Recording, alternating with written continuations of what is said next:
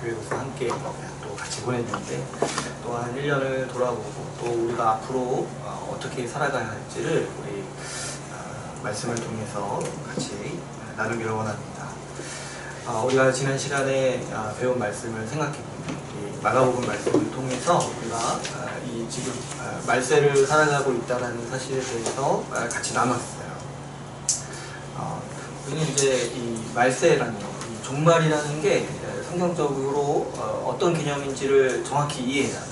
여러분, 제가 말씀드렸지만 지금도 말세지만 어때요? 2000년 전에도 말세였어요. 그러니까 뭐 이렇게 어르신들이 끔찍한 데 보면 아이고 말세다 이렇게 말씀하시면은 옆에서 좀 얘기해 주세요. 1000년 전에도 말세였다고 말씀해 주세요. 여러분, 말세는요 성경적으로 봤을 때 우리 특별히 우리가 구약의 이 가르침을 봤을 때 구약은 선지자들이 종말의 날이라고 예언을 했어요. 한 날에 다 이루어질 것처럼 마치 예언을 했어요. 그래서 마지막 때에 메시아가 오시면 성령이 오시고 이 새하늘과 새 땅으로 이 세상이 변하게 될 거라고 얘기를 한 거예요. 그런데 신약에 와서 예수님이 오셔서 가르쳐 주시는 게 뭐냐니까 그 종말의 날, 이 구약에서 예언한 여호와의 날, 이 말세는 한 날을 말하는 게 아니라 한 기간을 말하는 거라는 거예요. 그래서 메시아에 초림이 있고 재림이 있다는 거예요. 어쨌든 메시아가 오니까 종말이고, 근데 또 다시 오시니까 그 종말은 이 기간이라는 거예요. 그래서 우리는 말세라는 거는 종말의 때라는 거, 예수님의 초림과 이 재림 사이의 기간이 이 말세의 기간이요 종말의 시간이라는 거를 이해해야 돼요. 그러니까 여러분, 우리도 종말을 이해할 때 세상이 끝, 종말이요 먼 미래라고 생각하면 안 되는 거예요. 지금이 종말인 거예요. 지금 우리는 지금 종말의 때에 예배를 드리고 있고, 종말의 때에 여러분들이 직장 생활하고 있고, 종말의 때에 지금 교회로서 살아가고 있는 거죠. 예수님께서는요 이 종말의 시기, 이 2000년의 시간 동안 있을 징조에 대해서 우리에게 말씀하셨습니다. 우리가 이제 지난 시간에 이 어떤 징조들이 있다고 말씀하셨죠. 전쟁이 있고 또 기근이 있고 난리가 있고 또 지진이 있다라고 말씀하셨어요. 그래서 보니까 어쩐지 세상은 이런 소식으로 끊기지가 않았어요. 인류 역사 동안. 근데 이런 징조가 어떤 징조냐니까 옛시대가 끝났다. 끝나고 이제 새 시대가 시작되는 이 산통의 징조라고 있어요. 그래서 이제 새 시대를 낳기까지 지금 옛 시대가 이 죽음의 고통을 감내하고 있는 거예요. 또 한편으로 우리가 이 징조들을 이해할 때 지금 사단이 발악하고 있다는 사실을 우리가 봐야 된다고 했어요. 사단은 2000년 전에 패배했어요. 머리가 짓밟히고 지금은 이제 머리가 짓밟힌 채로 바닥에서 이제 기어다니고 있는 거예요. 그래서 이제 하나님께서 뱀이 흙을 먹으리라고 말씀하셨잖아요. 그 일이 지금 일어나고 있는 거예요. 사단이 발악을 하고 있는 거죠. 자기 졌는데 졌다는 거 아는데 어떻게 이게 지니까 분이 나는 거예요. 지니까. 그래서 이제 발악을 하고 어떻게 한 사람이라도 같이 죽게 하려고, 나랑 같이 망하게 하려고 지금 어떻게든 미혹하고 핍박하는 시기라는 거죠. 특별히 사단은 이 교회를 향하여 아주 분을 발하고 있어요. 그래서 요한계시록의 주제가 이런 거예요. 지금 이 시기 가운데 사단이 교회를 향해서 분을 내고 있다는 거예요.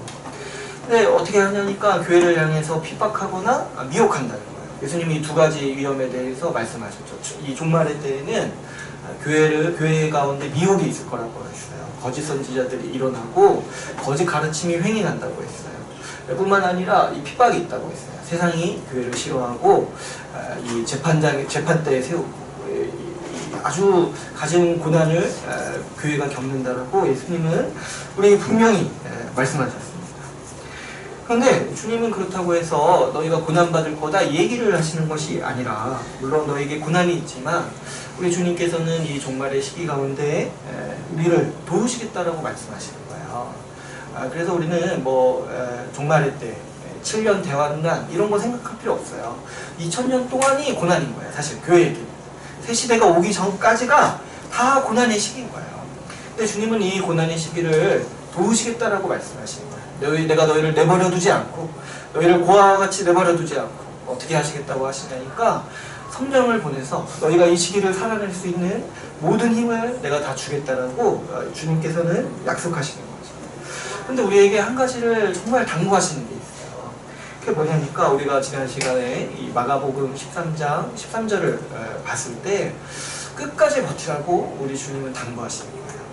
끝까지 버티는 자가 구원을 받는다라고 우리 주님은 말씀하시면서 우리 주님의 심정에서 한번 생각해 보세요. 우리 주님은 다 도우시겠다라고 말씀하시면서 무엇을 특별히 우리에게 당부하시고 권면하시냐니까 내가 도우니까 너희는 끝까지 버텨라 라고 우리에게 특별히 당부하시고 권면하고 있으십니다. 여러분 지금 이 시기가 종말의 때라는 것을 아주 우리가 이제 지혜로서 인식해야 돼요. 지금 우리가 사는 시대를 이제 분별하고 있는데 특별히 우리 시대는 사실 핍박은 거의 없다고 생각이 들어요. 우리 이제 이 한국 교회 가운데는. 그러나 그렇다고 해서 사단이 교회를 그냥 가만히 놔두는 시대가 아니라는 거예요. 사단이 두 가지 이 무기가 있다고 했죠. 핍박도 하지만 또 뭐를 하는 거예요? 미혹을 하는 거예요. 우리 시대를 특별히 분별하건데 여러분 우리 시대는 아주 미혹이 극심한 시대에 우리가 살고 있다는 사실을 우리가 직시해야 돼요. 특별히 미혹은 이 시대의 풍조기도 하지만 또 사단은 이 직접적으로 이 복음을 미혹해요. 그래서 이 진리를 어그러뜨리고 왜곡시키는 거죠. 여러분 우리 가운데 얼마나 지금 진리가 왜곡되고 미혹당하는 경우가 얼마나 많습니까? 여러분 우리 시대를 보면은 참 희한하지 않습니까? 우리 주님은 이 시대를 살아갈 때 끝까지 버티는 자가 구원받는다라고 말씀하셨는데 우리는 이상하게 생각해요. 우리는 한번 믿으면 내가 어떻게 살든지 구원받는다고 생각을 하는 거예요. 안 버텨도 구원받는다라고 생각하는 거예요. 너무 담대한 어떤 만용이지 않습니까? 주님은 끝까지 버티는 자가 구원받는다라고 분명히 이 시기에 대해서 경고하면서 말씀하셨는데 우리는 어떻게 그거를 뛰어넘어서 아유 뭐 한번 믿었으니까 뭐 어떻게든 되겠지 이런 생각을 하고 사는 거죠. 이 시대를 보건데 참 희한한 시대인 거예요. 여러분 생각해 보시면 이 교회 역사상 보면 믿음의 열매는 어떻게 보면 가장 적은 시대인 거예요. 지금 우리 때가. 그런데 어떻게 구원의 확신은 그 어느 때보다 가장 강해요. 어떻게 이런 기이한 이렇게 시대가 됐는지 우리가 참 이 말씀을 볼 때마다 참 가슴이 아프죠. 여러분 주님은요 끝까지 버티는 자가 구원받는다라고 분명히 말씀하셨어요. 우리는요 기본적으로 좀 이 부분에 대해서 두려워할 수 있어야 돼요. 아니 지금 교회 다니고 지금 믿는다라고 내가 끝까지 버틴다는 걸 어떻게 자신하냐는 거예요. 네? 여러분 지금 우리가 현상적으로 보더라도 여러분 어렸을 때 같이 신앙생활했던 사람이 지금도 신앙생활하는 사람 몇 명이나 있나요? 주변에 제가 보면은 떠난 사람들이 수두룩해요.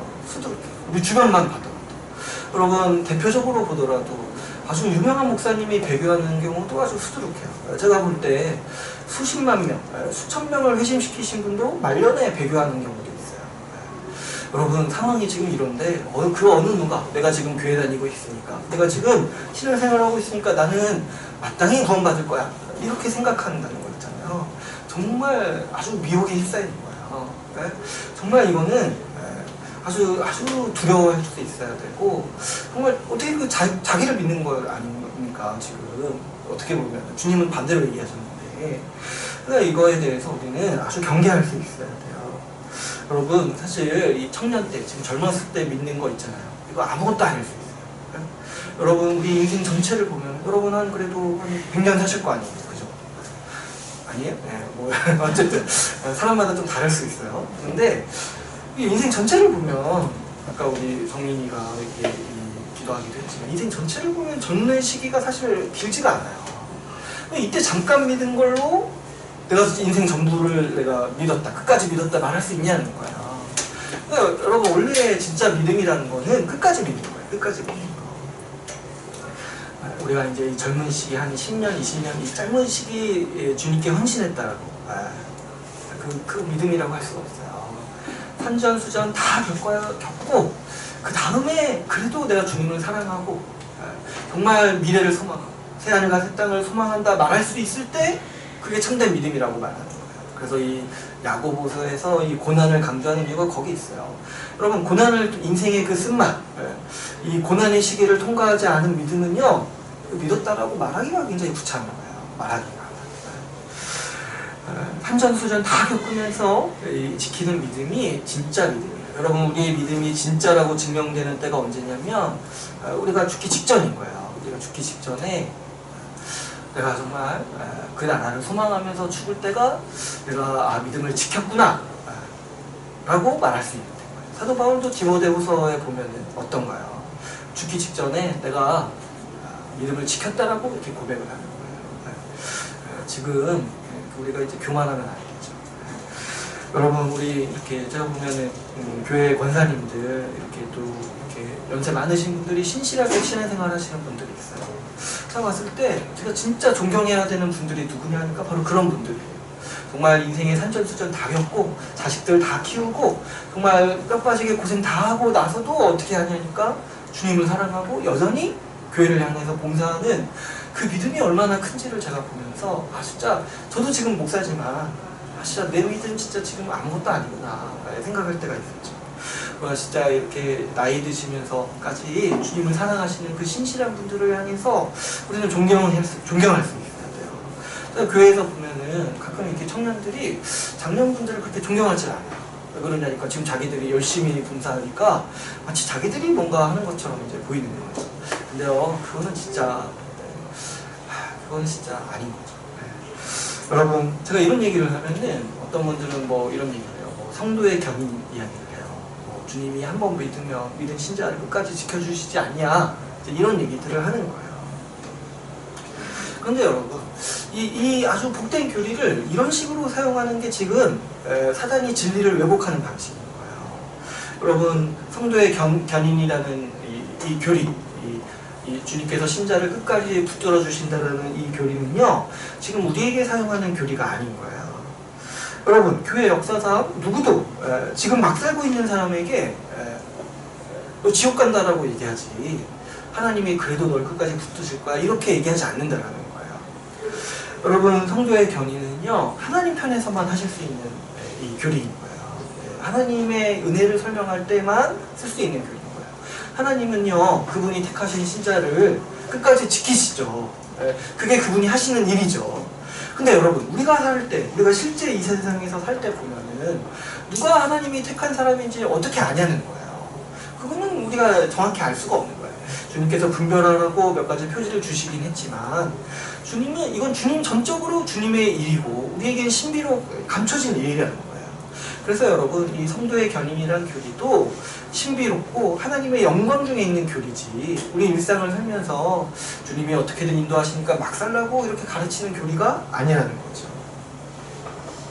여러분, 우리가 이 성도의 견인을 고백할 수 있을 때, 그나마 우리가 고백할 수 있을 때가 언제냐니까 우리가 죽기 직전이라는 거예요. 우리가 딱 이제 끝까지 살아보면 아는 거야. 내가 이 산전수전 다 겪으면서 믿음을 지킨 게 내가 지키려고 지킨 게 아니라 주님이 정말 나를 여기까지 이끄셨구나, 나를 정말 죽기까지 신실하게 나를 지키셨구나, 그때 고백하는 게 뭐야? 성도의 견인이라는 거예요. 이런 거를 아주 그냥 젊은 시기 때, 아주 어렸을 때 사용하는 거는 정말 하나님을 만홀히 여기는 태도고 정말 은혜를 모독하는 태도라고 할 수가 있는 거죠. 어디서 누가 지금 감히 막 살면서 지금 주님께 충성되게 살지 않으면서 주님이 나를 결국에는 구원하실 거야, 어디서 누가 감히 이렇게 말합니까? 교회 역사상 그런 적이 한 번도 없었고 우리는 그렇게 말하면 안 되는 것이죠. 여러분, 우리 주님은 열매를 보면 나무를 안다고 말씀하셨어요. 끝까지 견디는 자가 구원을 받는다라고 말씀하셨습니다. 그러므로 우리는 지금 이제 믿음의 확신이 있을 수 있어요. 믿음의 이 확신을 가질 수 있어요. 그런데 그렇다 하더라도 우리는 우리의 남은 인생에 대해서 두렵고 떨리는 마음이 있는 거예요. 그래서 두렵고 떨림으로 우리 구원의 삶을 살아가야 돼요. 우리 자세를 가지고. 내가 이 믿음을 지키는 게 정말 우리 인생에 있어서 가장 중요한 일이라는 거예요. 여러분, 한 번 믿었다고 이 믿음이 영원할 거라고 생각하지 마세요.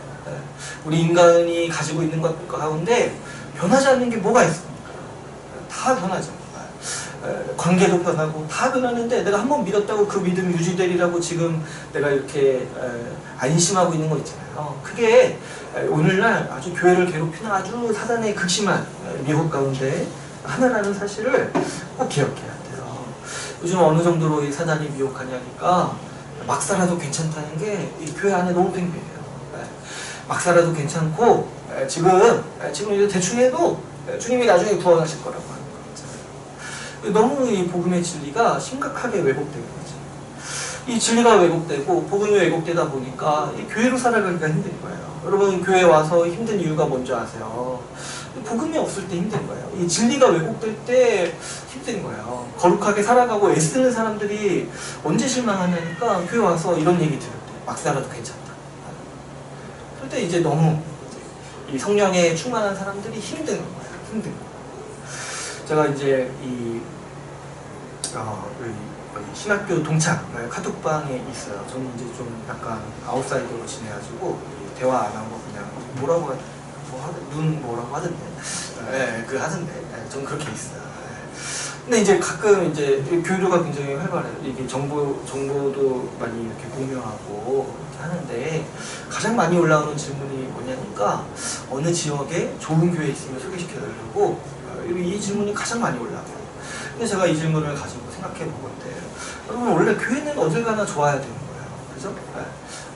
가끔 어디 갔으면 좀 이상한 교회. 그래서 이제 원래 질문도 어느 지역에 안 좋은 교회 있으면 좀 이게 아니라 이렇게 해야 되는데 이게 지금 반대로 된 거예요. 반대로 돼가지고 지금 그 질문 속에 이 숨겨져 있는 전제가 뭐예요?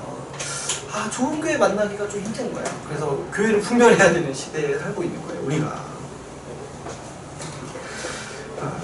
그래서 교회가 마치 이 신중히 골라야 하는 상품처럼 잘못 고르면 아주 된통당하는 하나의 상품처럼 우리에게 여겨지고 있는 거예요.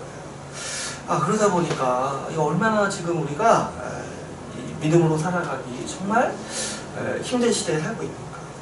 얼마나 이 미혹이 극심한가 우리가 좀 엿볼 수가 있죠.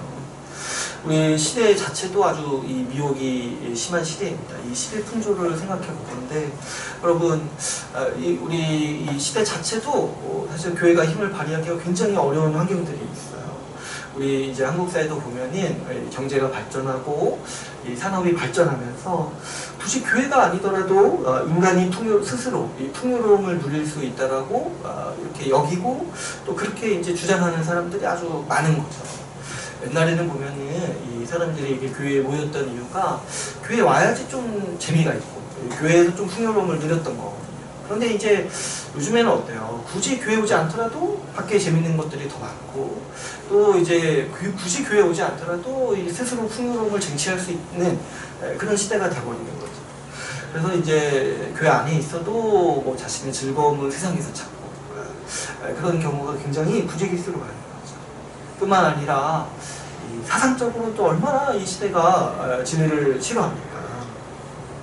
지금은 이제 모든 사람들이 절대적인 진리가 없다라고 다 이렇게 인정하고 심지어 교회 안에서까지 이런 영향을 받아서 목사가 복음 가르치면은 이제 뭐 꼭 그것만 복음이냐 이렇게 얘기하는 시대인 거예요. 다른 진리도 있다. 다른 견해도 있다. 내 견해도 중요하다. 이렇게 외치는 시대인 거죠. 근데 그럼에도 특이하게 이 인간의 이성으로 이렇게 이룩한 과학만은 절대적인 진리로 추앙하는 시대인 거예요. 그러니까 여러분 우리가 얼마나 희한한 시대에 살고 있냐면 절대적인 진리가 없다고 얘기해요, 사람들은. 그런데 그 중에 과학은 절대적이라고 얘기해요. 단적인 예로 이 목사가 복음을 전하면 꼭 그것만이 진리라고 이렇게 반박을 하는데 과학자가 어떤 사실에 대해서 과학적으로 얘기를 하면은 그건 진리구나 이렇게 받아들인다는 거예요. 과학자가 될 걸 그랬어요. 아무튼 지금 우리가 이렇게 희한한 시대에 살고 있다는 거예요. 절대적인 진리가 없다고 하면서도 과학은 진리라고 이렇게 주장하는 시대에 우리는 살고 있다는 거죠. 이렇게 여러분 교회 안과 밖에서 이 진리의 미혹이 있습니다. 교회 밖에서 복음은 무시를 당하고 또 한 가지 견해로 취급을 당하는데 문제는 이 교회 안에서도 이 복음의 진리를 명확히 정말 강조해서 반복해서 듣기가 힘든 시대에 우리가 살고 있는 거죠. 이러니 여러분 오늘날에 얼마나 많은 배교가 있을지 우리가 쉽게 예상할 수 있죠. 또 제가 굳이 얘기를 안 해도 주변에 수없이 봐왔을 거예요. 지금까지 살아오면서. 여기까지 버틴 것도 정말 여러분 많이 버티신 거예요. 정말 제가 중고등학교 이렇게 이렇게 초등부, 중고등부, 대학부, 이렇게 청년부 이렇게 보건데 와 정말 이거는 토너먼트도 아니고 정말 이렇게 많이 이렇게 떨어져 나갑니다. 이렇게 이 미혹이 극심해서 그래요. 미혹. 많은 분들이 끝까지 버티지 못하고 이 교회를 떠납니다. 적극적으로 신앙을 버리는 분이 있는가 하면 소극적으로 신앙에서 멀어지는 아주 소극적 배교도 아주 무지기수하게 많은 거예요. 이런 거 청년의 때 열심히 봉사하다가 내가 열심히 했으니까 좀 이제 좀 쉬어야겠다 이런 거 있잖아요. 그러면서 영혼을 쉴 것처럼 정말 주님과 멀어지는 말씀을 점점 멀리하고 하나님을 향해 기쁨을 누리던 그 시기들을 점점 멀리하고 어느새는 나중에 내가 언제 그랬냐는 듯이 살아가는 이 패턴, 이 모습들이 너무나 많은 시대인 거죠. 그러나 여러분, 교회는요 어느 시대나 신자의 어머니라고 했어요. 신자의 어머니. 이 신자들을 양육하고 지키고 이 미혹으로부터, 박해로부터 견딜 수 있도록 붙드는 역할을 하는 것이 바로 이 교회인 거예요. 교회는 항상 이 사명이 있는 거예요. 신자를 지키는 사명이 있습니다. 교회가요 이 신자를 구별하고 지키기 위해 어떤 일을 하냐니까 세례를 주는 거예요. 세례를 통해 교회에 들어오도록 하고 이 세례를 통해서 교회를 향해서 서약하도록 하는 거예요. 이 서약 관계로서 이 교회의 회원을 받아들이는 거죠. 오늘날은요 우리가 교회를 선택한다는 인식이 굉장히 많아요. 그런데 사실 엄밀히 말하면 교회가 세례를 베푼다는 의미를 생각해 볼 때 원래는 교회가 그 회원을 선택하는 거예요. 우리는 교회의 선택을 받아서 교회의 회원이 되는 거예요. 그 회원을 선택하고 이 교회와 한 몸으로 살아갈 수 있도록 서약을 받는 것이죠. 그러므로 이 세례 서약은 있잖아요. 이 결혼 서약과 마찬가지입니다. 결혼 서약. 교회와 결혼하겠다라는 서약을 이 교회는 세례를 통해서 이 회원들에게 가르치고 서약을 받는 거죠. 왜요? 이 교회를 정말 한 몸처럼 여기고 이 결혼과 같이 내 배우자처럼 여기고 살아갈 수 있도록 교회가 권면하고 분별하는 거죠. 그런 사람을 교회는 회원으로 받아들이고 교회의 한 몸으로 받아들이는 것이죠. 그런데 이 시대의 풍파 속에서 이 세례의 의미가 많이 퇴색됐어요. 뭐냐니까 좀 너무 세례를 쉽게 주는 거죠. 아무에게나 이 세례를 주는 거예요. 원래 이제 믿음을 점검하고 정말 교회와 한 몸으로 이 살아가기로 결단하고 계약할 수 있는 이 사람을 세례교인으로 세워야 되는데 어쩌다 이게 좀 많이 퇴색돼서 세례를 받아야지 믿음이 생긴다라고 사람들이 많이 여기게 되는 거예요. 그래서 이게 이제 심각한 문제가 야기돼요. 세례를 받으면 교회 투표권이 생기고 교회 운영에 이제 발언권이 생기는데 아니, 믿음이 없는 사람에게 교회 투표권을 주고 발언권을 준다는 거 있잖아요. 그러다 보니까 이제 교회가 더 힘들어지는 이 통로가 이 세례 역할을 지금 하고 있는 거죠. 여러분 우리가 결혼할 때 아무나 결혼 안 하려고 하잖아요. 그렇지 않습니까? 내가 길거리 나가서 두 번째 만나는 사람과 결혼하겠다 이런 생각 안 하지 않습니까? 왜 그래요? 이 결혼이라는 거는 이 관계가 묶이는 거니까 아무나 결혼하는 순간 어떻게 돼요? 내 인생이 망할 거라는 거를 우리는 직시하잖아요. 근데 교회는 어떻게 아무나 결혼하려고 아무나한테 세례를 주냐는 거예요. 힘들 텐데. 힘들 거라는 게 아주 눈에 보이는데 아무한테나 이 한몸됨의 이 관계를 부여하는 거. 마치 아무하고나 결혼하겠다라고 말하는 것 같아요. 세례를 아무한테나 준다. 우리가 여러분 이 정예원 제도를 세우는 이유는 이 세례의 의의를 좀 바로 세우고자 이렇게 세우는 거예요. 원래 정예원 제도는 필요가 없어요. 세례가 있으니까. 근데 이제 사실 세례를 너무 지금 다 받아가지고 세례를 부정할 수는 없으니까. 그래도 교회에 권위가 있잖아요. 세례를 준 교회에 권위가 있잖아요. 세례를 부정하는 순간 저는 이제 교단에서 쫓겨날 거예요. 그럴 수 없어요. 그래서 교회의 권위를 존중하는데 이 세례의 원래 의의를 좀 세우고자 정예원 제도를 실시하는 거예요. 그래서 어떻게 보면 이 시대에 우리가 살고자 몸부림치는 게 이 정예원 제도인 거죠. 여러분, 우리가 이 정혜원 서약을 이렇게 보시면 첫 번째가 뭐냐니까 세례서약이에요. 세례서약. 세례서약을 내가 다시 서약하는 거예요. 왜 그러냐니까 우리가 세례받을 때 서약했다는 사실도 모르는 분들이 너무 많은 거예요. 근데 우리가 여러분 세례서약할 때 어떤 서약을 하냐니까 제가 한번 읽어드릴게요. 나는 내가 하나님 앞에서 진노를 면치 못할 죄인임을 알고 오직 예수 그리스도가 우리의 구원자와 주님 되심을 믿으며 예수님이 구원자이시자 주님이라는 사실을 서약하는 거예요.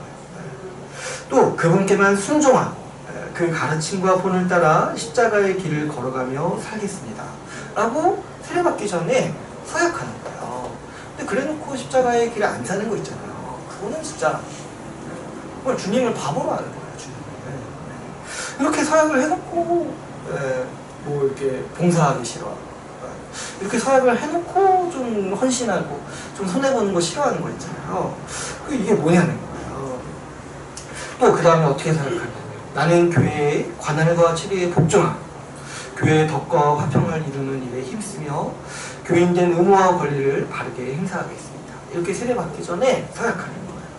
교회의 관할과 치리에 복종한다는 거 우리가 많이 나눴죠. 교회에는 질서가 있어요. 교회는 하나님 나라요. 우리가 다윗 언약 때도 나눴다시피 예수 그리스도가 왕으로서 통치하시고 그분의 말씀으로 통치하시는 거예요. 그래서 그분의 말씀의 이 통치의 질서를 목사를 통해서 대행하시고 목사와 집사와 장로를 통해서 교회의 통치를 대행하시고 교회의 말씀을 주셔서 그 말씀에 순종하도록 이 질서를 세우시는 거예요. 근데 이렇게 서약을 해놓고 목사가 말씀으로 권면할 때 그거 안 듣는 거 있잖아요. 그거는 좀 정말 주님을 우습게 하는 거예요.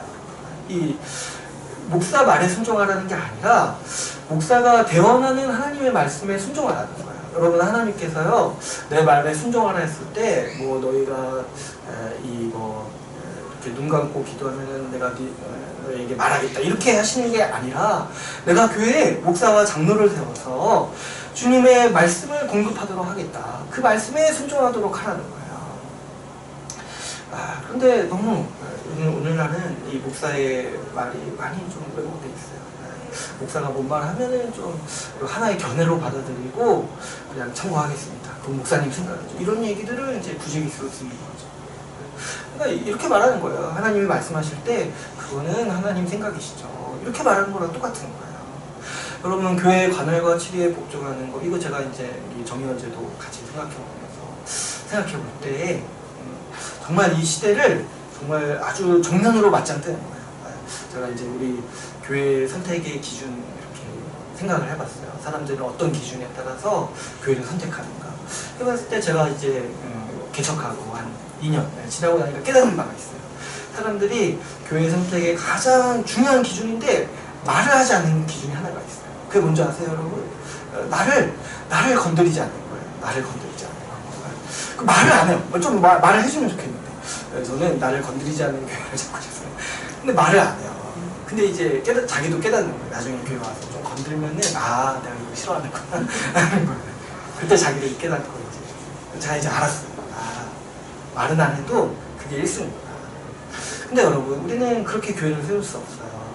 그거는 교회가 아니라 그냥 동아리예요. 동아리. 주님의 통치와 질서가 없는 교회가 어떻게 주님이 세우신 나라요? 내 교회요 라고 말씀하신 그 하나님 나라라고 할 수가 있겠습니까? 우리 그럴 수밖에 없어요. 우리는 그래서 이 시대, 이 아주 어려운 시대를 할지라도 이 세례서약의 의미를 제대로 지키고 이 세례서약의 의의를 살리고자 다시 한번 정혜원 제도로서 서약하도록 하는 거예요. 서약하는 거예요. 그래서 정혜원 서약을 할 때 정말 내가 이 복음을 바르게 믿고 주님을 따르겠다, 십자가의 길을 가겠다 서약할 뿐만 아니라 교회와 한 몸으로 살아가는데 그 일환으로서 교회의 질서에 내가 순종하겠다 라고 서약을 하는 것이죠. 여러분 교회는 이를 통해서 이 종말의 때에 함께 살아갈 사람들을 모으고 세우는 거예요. 이 기준, 이 세례서약, 이 정혜원 제도의 기준을 통해서 누가 이 종말의 때를 우리와 함께 살 수 있을지를 분별하고 또 모을 뿐만 아니라 또 세우는 일을 하는 것이죠. 여러분 우리는요 이 정혜원 제도로 살아갈 때, 정혜원으로 살아갈 때 제가 앞에서도 말씀드렸지만 특별히 이 종말의 때를 함께 살아가도록 부르심 받았을 뿐만 아니라 내가 이 사람들과 함께 이 정예원으로서 이 종말의 때를 살아가겠노라고 사약했다는 거예요.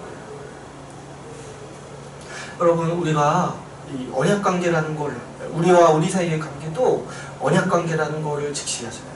원래 세례의 관계라는 게 언약관계인 거예요. 그래서 여러분, 우리는 이 사약관계로 맺어진 관계예요. 그래서 계약관계를 생각할 때 먼 관계를 표현하는 게 아니라고 했어요. 이 세상 어떤 관계보다 가까운 관계가 계약관계라고 했어요. 우리가 정예원 제도로서 세워졌다는 것은 우리가 서로에게 계약관계이고 사약한 관계라는 거예요. 마치 결혼한 것과 같이 내가 이 지체로, 내 지체로 받아들이고 한 몸으로 받아들이겠다라고 사약한 관계예요. 그래서 정예원 사역에 사실 그런 말도 넣고 싶었어요. 이 검은 머리가 팥뿌리 되기까지. 우리는 3년 이렇게 하기로 했나요? 아무튼 어쨌든 우리는 정예원 사역이 우리가 결혼하는 거예요. 교회와 결혼하기 위해서 내가 사역하는 거예요. 그래서 여러분, 우리가 이제 정예원 관계라는 거, 정예원 제도라는 것에 대해서 이 종말의 때와 아주 깊이 연관지어서 이 시기를 우리가 함께 살아가도록 부르심 받았다는 사실을 우리가 직시해야 하는 거죠. 우리가 이제 하나님의 은혜로 작년 5월부터 이제 정예원 제도를 1년 이렇게 시행해 왔는데 정말 얼마나 큰 은혜가 있었는지 모르겠어요. 제가 정예원 제도 작년 5월에 이렇게 해놓고 6월 달에 제가 아직도 기억이 나는 게 너무 이렇게 마음이 정말 평안한 거예요.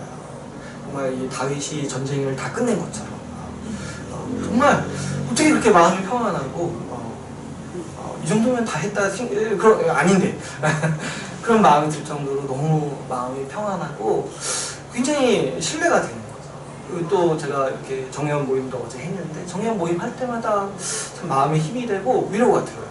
어떤 위로가 되냐니까 내가 앞으로 인생을 혼자 살지 않겠구나. 앞으로 같이 살 지체들이 이렇게 있구나. 이게 이제 너무 다가오니까 항상 소망이 되고 내가 언제든지 이 사람들에게 우리 정예원들에게 내 뒤를 맡기고 살 수 있겠구나. 그 신뢰가 드니까 얼마나 감사하고 또 기쁨이 되는지 모르겠어요. 그래서 앞으로도 우리가 정말 소망하게 되고 또 이 더 정예원들이 더 세워지면은 앞으로 이 삶이 더 견고해집니다. 지금 우리가 이렇게 살아가지만 그래도 좀 더 힘이 필요하죠. 지금 이 시대의 물결이 워낙 거세기 때문에 더 힘이 필요한 거예요. 그리고 또 우리만 좋을 뿐만 아니라 또 봉사하기 위해서 또 한국교회를 위해서 우리가 정말 이 작은 힘이라도 보태기 위해서는 우리가 더 힘이 필요한 거죠. 그래서 여러분, 우리가 좀 앞으로 또 정예원으로 어떻게 살아가야 할지를 우리 베드로전서 4장 7절 말씀을 통해서 제가 읽어놓고 지금 보는데 4장 7절, 11절 말씀을 통해서 우리가 앞으로 어떻게 살아가야 하는지를 좀 나누고자 합니다. 오늘 7절에서 11절 말씀 보시면 세 가지를 우리에게 권면하고 있어요. 특별히 10절을 보시면 만물의 마지막이 가까이 왔다는 거 되겠죠. 여러분, 이제 이 말씀을 이해해야 돼요. 지금이 마지막 때예요. 마지막 때. 제가 지난주에 말씀드렸죠. 하루를 자고 일어나면 이 만물의 마지막이 더 가까워. 여러분, 이 날이 멀 거라고 생각하지 마세요. 우리 인생 앞으로 길어봐야 뭐 70년 안에 종말은 오는 거예요. 어떻게든 간에. 내가 죽어도 종말인 거고 종말이 예수님이 다시 오셔도 종말인 거예요. 종말의 때가 가까이 왔다라는 거를, 새 시대가 가까이 왔다는 걸 항상 명심해야 돼요. 그런데 7절에서 이 때에 특별히 무엇을 권면하냐니까 너희는 첫 번째로 정신을 차리라는 거예요. 정신을 차리라. 여러분, 첫 번째로 우리 정예원으로 살아갈 때 정신을 차려야 돼요. 왜 정신을 차리라고 말씀하냐니까 이게 좀 시대를 자꾸 분간을 못하는 거예요. 지금 어느 때인지를 모르겠어요. 어느 때인지. 여러분, 내일 시험인데 오늘 노는 사람들한테 뭐라고 말하겠습니까? 정신 좀 차려 이놈들아, 이렇게 하지 않겠습니까? 아니, 내일 세상이 끝나는데 오늘 막 사는 사람들한테 뭐라고 말할 수밖에 없겠어요. 정신 좀 차려라, 내일이 무슨 날인지 아냐, 이렇게 말하지 않겠냐. 여러분, 만물의 마지막이 가까이 왔어요. 말세예요, 말세. 말세의 징조들이 있고 미혹이 있는 때인 거예요. 이런 때 우리가 정신을 잃기가 오히려 쉬운 거예요. 정신을 잃어서 신자로서의 본분을 망각하고 그냥 이 시대의 풍조에 아이고 좋구나 좋아서 그냥 이 세상을 사랑하고 세상 따라서 세상의 즐거움을 쫓아서 그냥 시간을 낭비하고 그렇게 살아가기가 신자도 그럴 가능성이 있는 시대일 정도로 아주 미혹이 심하다는 거예요. 특별히 오늘 말씀해 보면 근신하고 기도하는 거죠. 근신하고 기도하고. 저도 이제 신앙생활 하다 보니까 기도가요 정신 차릴 때 가장 좋아요. 정신 차릴 때 잠깐 이렇게 좀 이렇게 뭔가 미혹당했다가 이렇게 정신 차릴 때 있잖아요. 근데 이렇게 우리가 이렇게 우리 일상생활도 흐름이라는 게 있어가지고 내가 이렇게 막 뭐에 이렇게 매몰되다가 주일날 갑자기 예배 와서 하나님을 향한 마음을 갖기가 쉽지가 않아요. 그쵸? 우리가 일주일 내내 뭐 이렇게 막 다른 거 막 열심히 해보다가 갑자기 이렇게 딱 말씀 보기 쉽지 않아요. 여러분 많이 경험해 보시지 않았습니까? 내가 막 놀다가 갑자기 말씀 보려고 하면은 뭔가 힘들어요. 왜 그러냐니까 우리 삶의 맥락이 있는 거예요. 우리 영이 반응을 하는 거예요. 그랬을 때 이제 기도는 우리 심령, 우리 정말 육체를 복종시켜서 돌이키기에 아주 좋은 하나님의 은혜인 거죠. 기도는요 언제나 우리에게 힘을 줍니다. 여기에서 아주 소박이 있어요. 언제나 우리가 주님께 무릎 꿇고 기도할 때 주님은 언제나 우리에게 믿음으로 살 수 있는 힘을 줍니다. 근데 이제 안 하니까 문제인 거야. 안 하니까 자꾸 안 하면서 자꾸 자기 힘없다고 얘기하는 거 이거 진짜 좀 힘든 거예요. 그런 일로 상담하지 마세요. 기도 안 하는데 말씀 안 보는데 어떻게 하라는 거예요? 어떻게 하라는 거예요? 주님이 힘내라고 이렇게 주신 건데 말씀을 정말 기도와 말씀으로 살아가라고 주신 건데 그거 안 하면서 믿음이 안 생긴다 이러면은 진짜 목사로서 할 말이 없어요. 여러분 기도에 정말 우리 주님이 힘을 주십니다.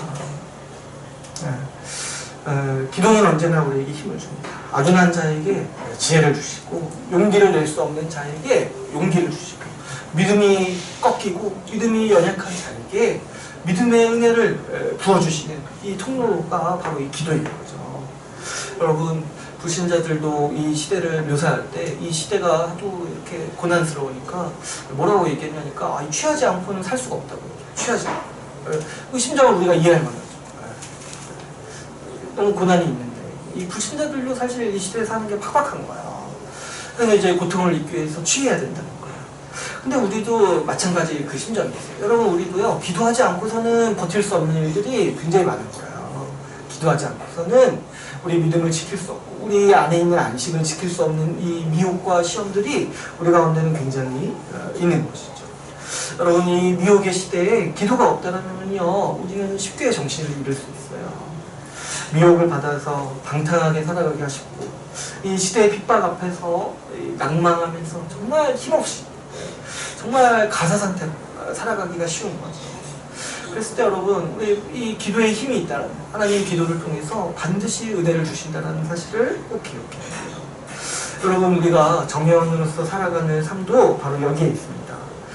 우리는 서로가 정신 차릴 수 있도록 일깨워주기 위해서 정의원으로 살아가는 거예요. 여러분 우리가 서로가 서로를 향해서 책임을 질 때 정신을 차리는 거예요.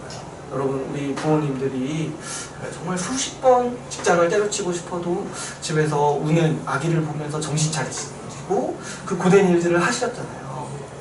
마찬가지로 우리도 우리 지체들을 보면서 지체들의 힘겨움과 또 어려움을 보면서 지금 내가 정신 차리는 거야. 내가 지금 내 유익을 쫓을 때가 아니고 내가 지금 방탕하게 살 때가 아니고 지금 내 지체가 힘들어하고 있고 돈이 필요하고 위로가 필요하고 믿음이 필요한데 내가 지금 나를 위해서 살 수가 없는 거예요. 내 지체를 보면서 책임의식을 가질 때 정신을 차릴 수가 없죠. 또 특별히 우리는 서로에게 정신 차리라고 일깨워줄 수 있는 사람인 거죠.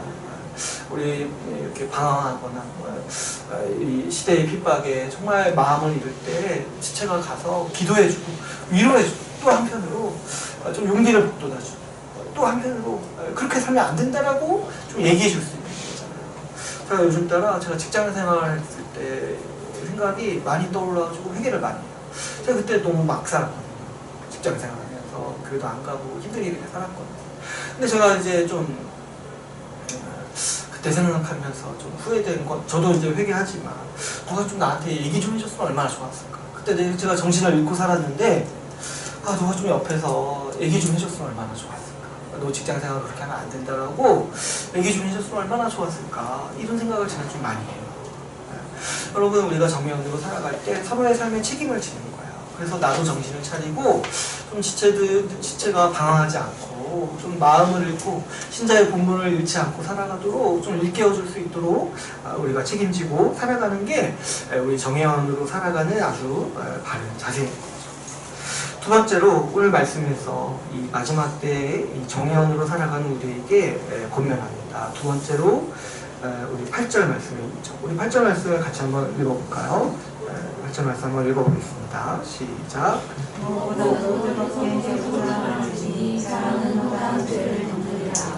네, 두 번째로 우리는 정의원으로서 뜨겁게 살아가야 됩니다. 뜨겁게. 그냥 사람도 아니고 뜨겁게. 우리 좀 열이 많으신 분들 좀 유리하겠죠. 뜨겁게 사랑해야 돼요. 여러분, 우리가 정의원으로 살아가는 데 있잖아요. 아주 중요한 의무가 있어요. 서로가 서로를 사랑해야 돼요. 그것도 오늘 말씀처럼 뜨겁게 사랑해야 돼요. 대충 한다거나 이 정도면 되겠지, 이 정도가 아니라 정말 뜨겁게 나를 불사를 정도로 사랑해야 되는 거예요. 여러분, 한번 생각해 보세요. 우리가 같이 살자고 했잖아요. 같이 살아가자고 했죠. 이 말세를 같이 살아가고자 했잖아요. 근데 여러분, 사랑하지 않는 사람과 어떻게 같이 삽니까? 사랑하지 않는데 어떻게 같이 가실 수가 있습니까? 아주 기본적인 거예요. 여러분, 사랑하지 않는 사람과 결혼관계 한다는 거 얼마나 끔찍합니까? 사랑하지 않는 사람과 결혼한다고 생각해보세요. 얼마나 끔찍해요. 그 결혼관계 자체가 지옥이겠죠. 마찬가지로 여러분, 살아갈 생각이 없는데 사랑하지 않는데 정의원으로 묶인다는 건 아주 끔찍한 거예요. 우리가 정의원을 생각할 때 우리는 서로를 정말 뜨겁게 사랑하겠노라고 생각하는 거예요. 정의원은 이 서로를 뜨겁게 사랑하겠노라고 결단하는 서야 됩니다. 우리 이 자리에 이제 우리 중요한 분들도 계시는데 이 자기를 이제 점검해보는 기간인 거예요. 정말 우리 정의원들을, 지체들을 뜨겁게 사랑하게 할 수 있는지 나를 돌아보고 그 결단을 지금 준비하는 시기인 거죠. 여러분, 이 정의원으로 살아갈 때 이 사랑의 관계를 지키기 위해 최선을 다해야 합니다. 우리가 이 종말의 때에 살아가는 거예요. 이 미혹이 극심하고 핍박도 있는 이 시기를 우리가 살아가는 거예요.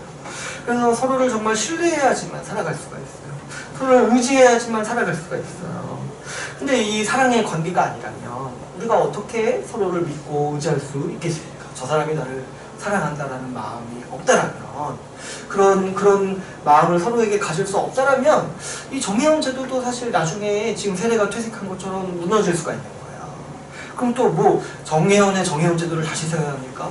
그럴 수가 없죠. 우리 이렇게 생각할 때 작정하는 거예요. 내가 정말 뜨겁게 사랑합니다.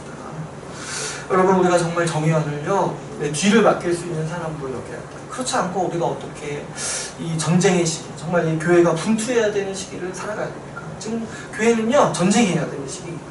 이 시대의 핍박과 미혹에 맞서서 전쟁해야 되는 시기예요. 근데 지금 내 뒤를 걱정해야 되려면 어떻게 우리가 싸웁니까? 내 지체가 나를 욕하지 않을까?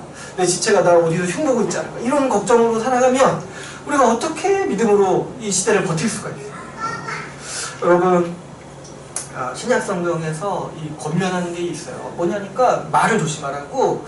신약성경 어디를 펴도 그 권면이 나와요. 여러분, 이제 야고보서 TBS에서 나왔잖아요. 그 야고보서 계속 강조하는 게 뭡니까? 말을 조심하라고. 말을 조심. 근데 이제 그 얘기가요, 에베소서를 봐도 나오고 로마서를 봐도 나오고, 신약성경은 이거를 아주 이것만을 거의 강조하는 것 같아요. 비방하지 말라고 하고 지체의 흠에 대해서 함부로 말하지 말라고 하죠. 근데 왜 그러냐니까 이게 이제 사랑의 관계, 서로 뒤를 맡기려면은 이게 필요한 거야. 내 지체가 나를 뒤에서 욕하지 않는다는 아주 강한 확신이 있어요. 나를 사랑하고 나를 앞에서 권면해주는 지체고 정말 나를 정말 품어주는 지체라는 가장한 확신을 가져야 되는데 이 말이 무너뜨리기가 쉬운 거죠. 말이. 그래서 우리는 특별히 이 성경에서 이 한몸됨을 지키기 위해서 비방하지 말라고 이 신약 성경은 계속해서 강조를 하고 있는 것이죠. 특별히 여러분 오늘 말씀에서는 사랑이 이 허다한 죄를 덮는다라고 가르치고 있습니다. 여러분 이 미혹이 극심하기 때문에 이 시기 가운데 가장 우리가 생각해야 되는 게 죄 문제일 거예요. 앞에서 이제 우리가 서로가 정신을 차리게 해줘야 된다라고 이렇게 제가 말씀드렸는데 사실은 이 사랑이 바탕이 되지 않는 이 겉면이나 실책은 사실은 그 일에 무익해요. 사람이 성장하는 일에 무익해요. 여러분도 한번 생각해보세요. 지금까지 자라면서 성장해 오는데 수많은 겉면과 뭐 이렇게 잔소리나 질책을 들었을 거예요. 근데 이제 우리도 이제 경험해볼 때 나한테 이제 아주 질책만 하는 사람이 있어요. 근데 그 말을 들은 적이 있냐는 거예요. 그 말 듣고 여러분 뭐 바뀐 거 있습니까? 그럴 수도 있죠. 근데 대개는 어떻게 하냐니까 나를 위해서 사랑해주고 나를 위해서 헌신해주는 사람의 말을 듣는 거예요. 그 사람이 권면하고 그 사람이 질책할 때 그걸 듣는 거예요. 이런 거 없이 사랑하지도 않는데 질책하고 권면하는 거는 정말 울리는 꽹과리인 거죠. 정말 듣기 싫은 소리인 거죠. 여러분 질책이나 비판이나 비방이 사람을 성장하게 하는 게 아닌 거예요. 죄를 극복하게 도와주는 게 아니라는 거예요. 사람은요 사랑받을 때 성장하는 거예요. 사랑받을 때. 여러분 우리도 나를 용납해주는 곳에 있고 싶지 않습니까? 거기서라면 내가 좀 잘할 수 있을 거라고 좀 나를 좀 볼 때 생각하지 않습니까? 마찬가지로 사람은요 자기를 질책하는 곳에서 성장하는 게 아닌 거예요. 그러면 더 괴물이 되는 거예요. 그런 곳에서 나를 용납해주고 나를 사랑으로 감싸주고 그러면서 권면해주는 곳에서 사람이 성장할 힘을 얻고 죄를 이길 수 있는 용기를 얻는 거예요. 우리가 이 정형제도 아래서 서로 이 사랑의 관계가 있을 때 우리는 죄 문제를 극복할 수 있습니다. 우리가 거룩하게 살기를 가장 원하시는 분이 우리 주님이세요. 그런데 우리 주님께서 우리 죄를 용서해 주시는 이유가 여기에 있어요. 여러분 가장 거룩하신 분이 주님이신데 그분이 우리를 용서해 주신다고 한번 생각해 보세요. 근데 또 그분이 우리에게 원하는 게 거룩이에요.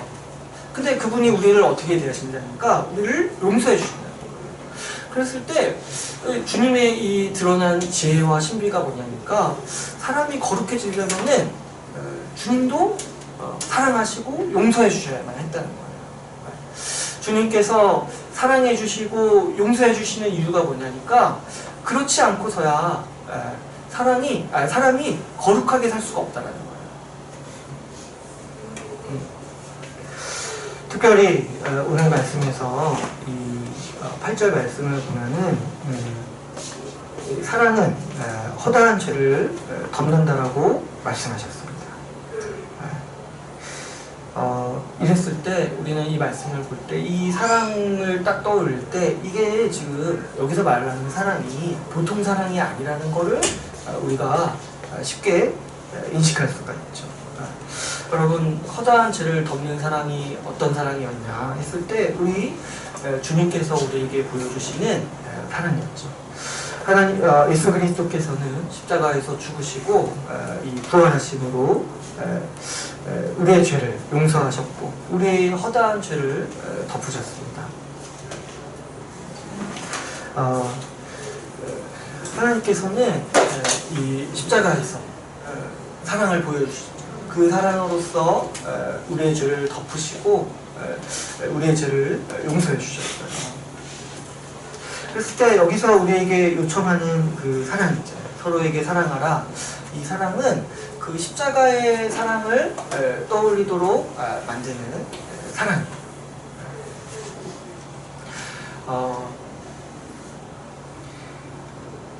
이 사랑으로 우리가 사랑해야 된다라고 주님은 말씀하시죠. 사랑이 죄를 극복하는 거예요. 사랑이. 우리가 정의원으로서 지체를 사랑한다는 말은 특별히 여기에 있어요. 이 죄를 극복하기 위한 사랑을 말하는 거죠.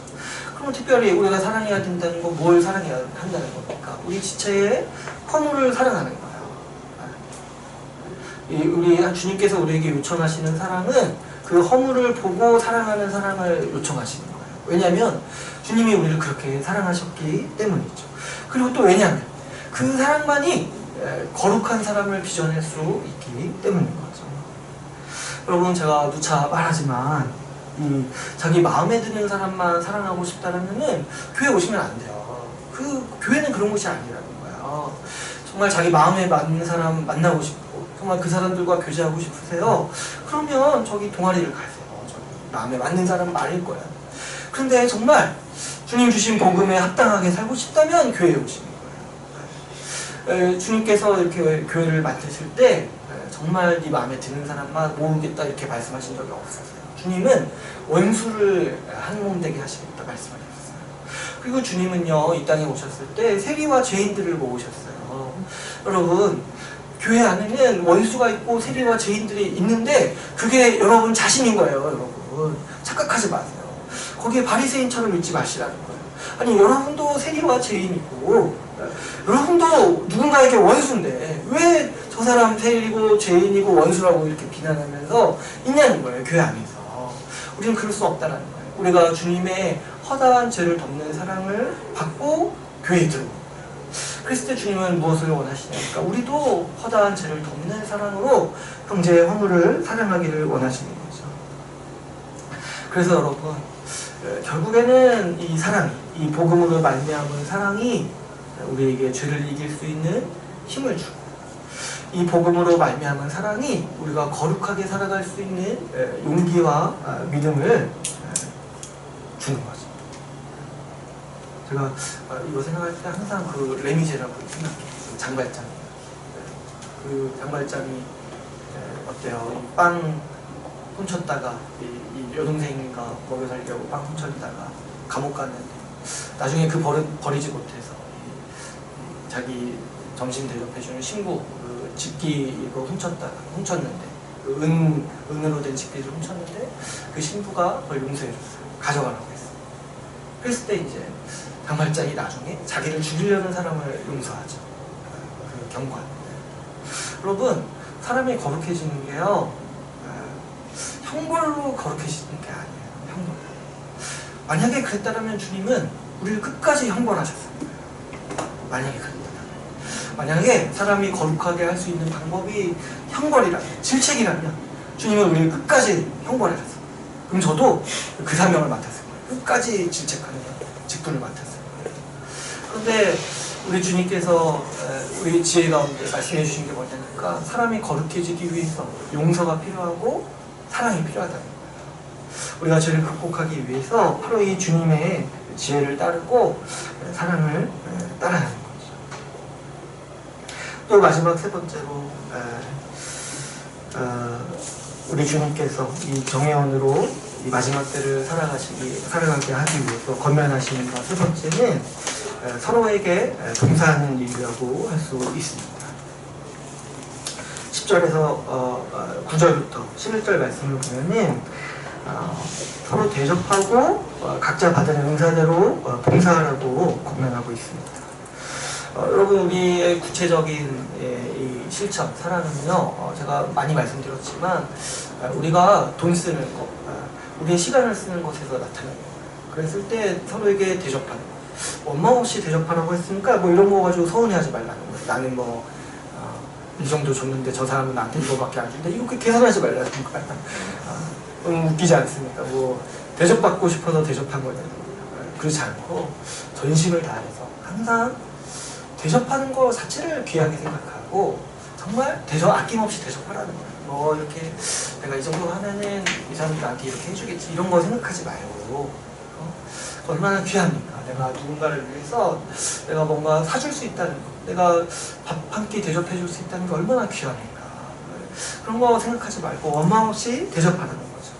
근데 또 한 가지 아주 귀한 우리에게 주님이 주시는 은혜가 있습니다. 뭐냐니까 지체를 섬기고 봉사하기 위해서 은사를 주셨다는 거예요. 성령의 은사를 주셨다는 거예요. 종말 때에 우리 좀 춥나요? 우리 리모컨이 제 책장에 있어요. 우리 이 종말의 때 아주 이제 종말의 때의 징조 중에 하나가 아주 주님이 주시는 이 경륜의 아주 중요한 국면이 뭐냐면은 성령을 보내주시는 거예요. 성령을 보내주시는 거예요. 그러니까 성령이 오시면 이제 종말이 시작되는 거예요. 근데 이 성령께서 오셔서 우리에게 어떤 일을 하시냐니까 이제 아주 결정적으로는 우리 마음판에 율법을 새겨주신 거고요. 이제 언약을 나누면서 계속 나누죠. 근데 또 어떤 일을 또 우리에게 주시냐니까 우리에게 은사를 주신다는 거예요. 이 성령의 은사. 그래서 이 부분은 또 나중에 또 따로 떼어서 다룰 정도로 분량이 많은데 오늘은 이제 우리 완전해야 되기 때문에 벌써 시간이 많이 했어요. 저 오늘 진짜 짧게 하려고 준비했는데 지난 시간은 어쩔 수가 없고 어지러워 이렇게 아무튼 성령을 보내셔서 종말의 때에 우리를 도우신다고 하셨어요. 근데 이제 그 중에 하나가 뭐냐니까 우리에게 은사를 주시는 거예요. 여러분 은사를 주시는 거예요. 근데 이 은사가 뭐냐니까 여기 본문에 무슨 목적으로 주셨다는 거예요? 성도를 향해서 봉사하도록 은사를 주셨다는 거예요. 그러니까 여러분 신자는 어떤 사람이냐니까 그 자체로 성령받아서 봉사하는 사람이에요. 그래서 제가 매번 봉사를 쉬겠다라고 말하는 게 정말 진짜 말도 안 된다고 말씀드리는 게 그것도 하나에 보여요. 자기가 성령 받지 않았다라고 말하는 거예요. 성령 받은 사람은요 항상 이 마음이 있는 거예요. 주신 이 능력으로 어떻게든 좀 섬기고 봉사하고 싶은 마음이 있는 거예요. 이 은사의 목적, 정말 성도를 돕고 섬기도록 주님 주시는 겁니다.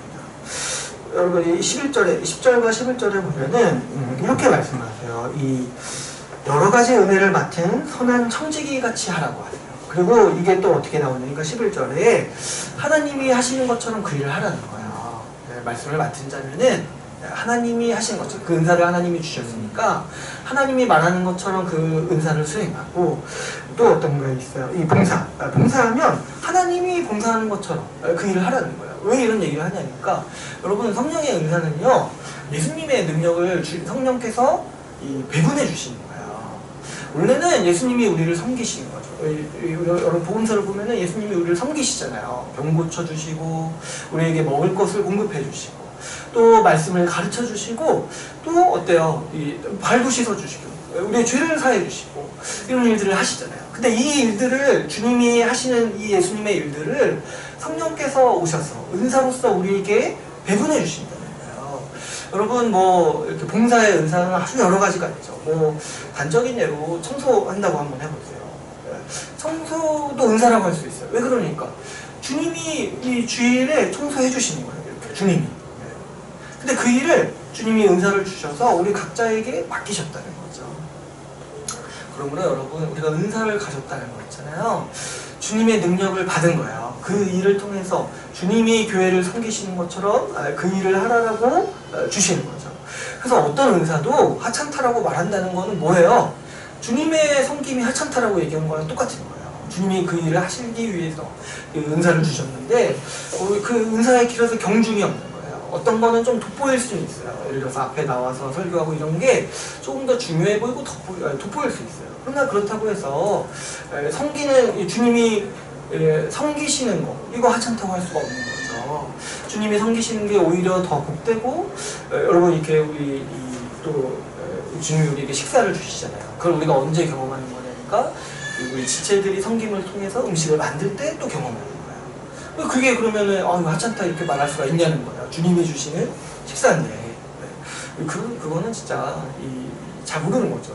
주님이 우리에게 무엇을 주시는지를 모르니까 자꾸 그런 생각을 하는 거예요. 주님은 우리에게 말씀도 공급해 주시고 지체를 통해서 밥도 공급해 주시고 지체를 통해서 위로도 공급해 주시고 지체를 통해서 능력도 공급해 주시고 이렇게 우리 전반적인 안식을 위해서 주님은 성령의 은사를 주시고 우리를 섬기도록 하시는 거죠.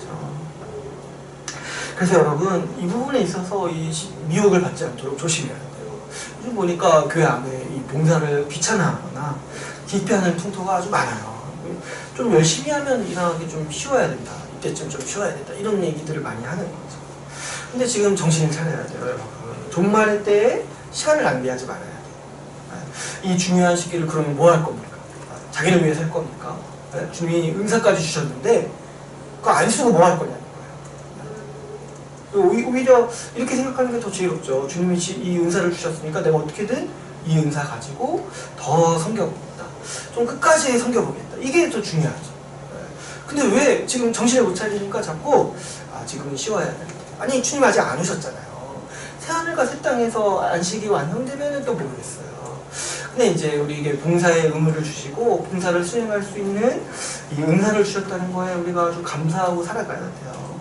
여러분 성령의 은사를 주셔서 봉사하게 하시는 일 자체가 아주 하나님께서 우리의 삶을 가치 있게 만들어 주시는 일인 거예요. 여러분 이전에 우리의 삶을 생각해 보면 이전에 우리가 죄 아래서 세상 풍조를 따라서 아주 가치 없는 일들을 아주 창의적으로 마음껏 했어요. 사단에게 봉사하던 사람들이었어요. 우리가. 근데 그런 우리를 주님은 성령 주셔서 의롭다함을 주시고 성령 주셔서 어떻게 하시냐니까 주를 위해 봉사할 수 있는 사람으로 우리를 만들어 주셨다는 거예요. 우리가 성령의 은사를 따라서 봉사할 때마다 우리 인생에 얼마나 가치 있냐. 내가 정말 이전에는 하나님께 보탬이 안 되고 덕이 안 되는 자였는데 이제는 성령 받아 말미암아서 내가 하루를 살아갈 때 귀하고 가치 있게 살아갈 수 있다는 거예요. 여러분 우리 인생을 가치 있게 만들어 주시기 위해서 우리 주님께서 그분의 능력으로 성령의 은사를 주시는 거예요. 우리가 봉사의 직분을 맡은 게 얼마나 자랑스럽고 가치 있는 일인지를 우리가 바라봐야 하는 것이죠. 뿐만 아닙니다. 제가 이 성령의 은사를 묵상해 볼 때 이 종말의 때 우리의 삶을 아주 효율적으로 살아가도록 주님은 우리에게 성령의 은사를 주시는 거예요. 여러분 우리에게 은사가 없다라면은 제가 생각해 보건데 좀 방황했을 것 같아요. 내가 뭐 해야 될지 몰라서 방황했을 것 같아요. 근데 주님은 은사를 통해서 이 직분과 또 어떤 일을 통해서 정말 지체를 섬기면 너가 정말 잘할 수 있을 거라는 거를 주님은 보여주시는 거예요. 여러분 우리가 내일 죽는다라면 오늘 삶을 정말 효율적으로 살고 싶지 않겠습니까? 뭐 사람들도 뭐 버킷리스트 이런 거 만들잖아요. 죽기 직전에 꼭 해야 돼. 효율적으로 인생을 쓰기 위해서. 근데 여러분 주님이 곧 오시는데 우리 인생을 낭비하면 안 되는데 어떻게든 효율적으로 살 수 있도록 주님께서 주신 은혜가 뭐냐니까 은사라는 거예요. 다른 거에 시간 낭비하지 말고 내가 너에게 이 은사를 줬으니까 이걸 통해서 정말 형제를 돌보고 섬기라는 거예요. 이 일을 하면은 정말 많은 열매를 거둘 수 있다는 거예요. 이 은사를 따라서 살면 얼마나 주님은 우리에게 정말 능력을 주셨습니까? 여러분 우리 자신에게 무슨 은사가 있다고 생각하시면 그 은사를 아주 적극적으로 사용하시고 어떻게든 이 은사를 확대시키시고 어떻게든 이 은사를 최대한 활용할 방안을 우리 인생을 살면서 생각해야 돼요. 여러분 이 은혜가 제가 생각하면 할수록 너무 큰 은혜인 거예요. 제가 이제 저 자신을 볼 때도 사람들이 깜짝깜짝 놀래요. 못하는 일이 너무 많아가지고 깜짝깜짝 사람들이 저를 보고 놀래요. 그래서 제가 딱 보는 게 감사하다. 목사로서 할 수 있어서 감사하다. 다른 일을 내가 했으면 진짜 다른 사람들 힘들게 했을 텐데. 여러분 제가 매주 그래도 이렇게 설교를 이렇게 그나마 이렇게 하는데 매주 제가 뭐 이렇게 식당 봉사한다 해보세요. 여러분 매주 제가 식사 대접하는 교회에 오고 싶으시면 얼마나 감사합니까? 얼마나 감사합니까? 여러분 매주 제가 찬양 인도하는 교회에 제가 오고 싶어요. 얼마나 감사해요. 제가 이 정도 하지만 그나마 제가 주님께 또 은혜 받아서 이 정도 할 수 있는 게 우리에게 은혜인 거예요. 그렇다고 그래서 이제 뭐 저도 그렇고 다른 거 부족하다고 이렇게 욕할 수 없어요. 그죠? 우리 다 어느 부분은 부족하지만 어느 부분은 탁월한 부분이 있는 거예요. 그런데 막 저 지체는 뭐 이런 거 못합니다 이렇게 할 수가 없는 거예요. 왜냐면 주님은 그 부분에 있어서는 그 지체를 섬기라고 은사를 다르게 주시는 거예요. 근데 그럼 그 지체는 또 다른 탁월한 영역이 있는 거예요. 여러분 저한테 와가지고 목사님은 왜 이렇게 요리를 못하십니까? 이렇게 따시면 어떻게 합니까? 그거 어리석잖아요. 마찬가지예요. 아니 누가 그랬다는 게 아니라 예를 든 거야. 요리법 저한테 누가 그랬다는 게 아니라 박정민 아니에요. 마찬가지죠. 우리 지체를 향해서 누가 뭘 못한다라고 말할 수 없다는 거야. 그게 아니라 그 부분에는 좀 섬기고 또 그 지체가 또 탁월한 부분이 있어요. 그 부분에 또 우리가 섬김을 받는 거예요. 주님은요 교만하지 않도록 이 은사를 나눠주신 거예요. 한 사람에게 다 주셨으면은 뭐 그 사람이 예수님이죠. 뭐예요. 그게 아니에요. 그게 아니라 여러 사람에게 나눠주셔서 누구도 교만하지 않게, 그 사람도 우리 중에 누구도 다 섬김 받아요. 다 섬김 받아요. 섬김이 필요합니다. 왜냐하면 주님이 은사를 다 주신 게 아니라 그 한 분야를 주신 거예요. 그래서 이제 서로가 섬기고 서로가 정말 그 예수 그리스도의 섬김을 받도록 이 은사를 골고루 나눠주신 거죠. 그래서 여러분, 우리 인생을 정해서 복되게 살아가는 아주 이 지혜가 뭐냐니까 내 은사를 정말 열심히 사용하는 거예요. 내 은사를 정말 내 은사를 충실히 사용해서 내 섬김을 더 깊게 만들고 내가 더 많은 삶을 섬기려고 하는 겁니다. 그게 우리 인생을 복되게 살아가, 이 미혹의 시대에 이런 거 아주 그냥 무시하고 살아갈 수 있는 아주 복된 방편임을 명심해야 합니다. 이제 말씀을 맺겠습니다. 주님은 종말의 때에 우리를 도우십니다. 성령을 보내주시고 교회로 함께 살아가도록 하십니다. 성령 받은 사람이 그래서 교회를 떠나서는 절대로 살 수가 없는 것이죠.